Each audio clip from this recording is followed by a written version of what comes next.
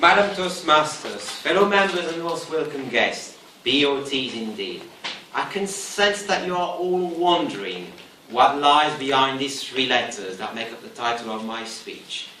You're wondering, well, perhaps Florence Skin on technology is going to talk about robots falling from the skies. Or maybe, as he kind of likes finance, about the banks of Tanzania. But no. Tonight I am going to talk to you about some forgotten parts of the United Kingdoms. Not some lost valley in the Scottish glens, but about parts of the United Kingdom that lie over the sea and far away. Tonight we will embark on a journey across the world through the British overseas territories. There are currently 14 of them, spread all over the 7 seas of the globe, scattered on a map like confettis. Most of them are small islands, but one is a slice of an entire continent. Together, they amount to 1.7 million square kilometers of land and are populated by 250,000 people. It is, however, close to us in Europe that this journey to the world begins. Gibraltar, giant rock bestriding the sea.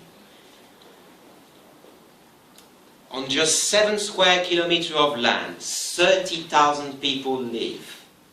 Just try to imagine for a second walking into a high street that has the same shops as in mainland Britain, but lying under the warm Andalusian sun.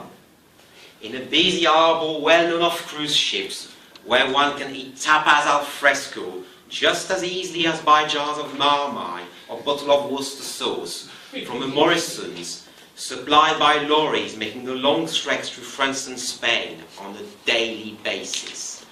A land guarded by Europe's sole wild monkey population, the barbary macaques.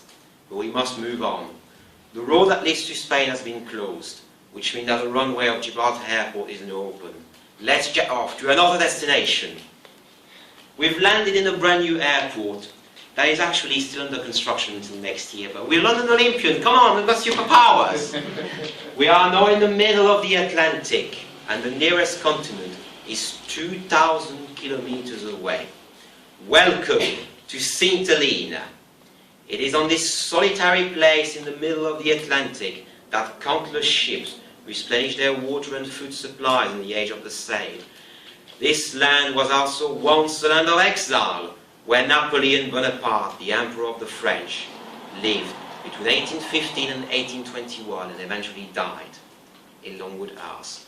Governed from St. Helena, but 1,500 kilometers to the south, lies another island, a small volcanic peak thrusting its way above the waves, as if to defy them. Tristan da Cunha, populated by 264 inhabitants. They could all fit in 2 tube carriages. You might think, well, we're far away from civilization, but we are in a place where crime is virtually non-existent, where a strong sense of community exists, exemplified by the fact that everyone can be a jack of all trades. A bit of an electrician, a bit of a sailor, a bit of a fisherman, a bit of an handyman, really. An island so beloved by its inhabitants that they came back to it after its volcanic peak burst open in flame and magma in 1961.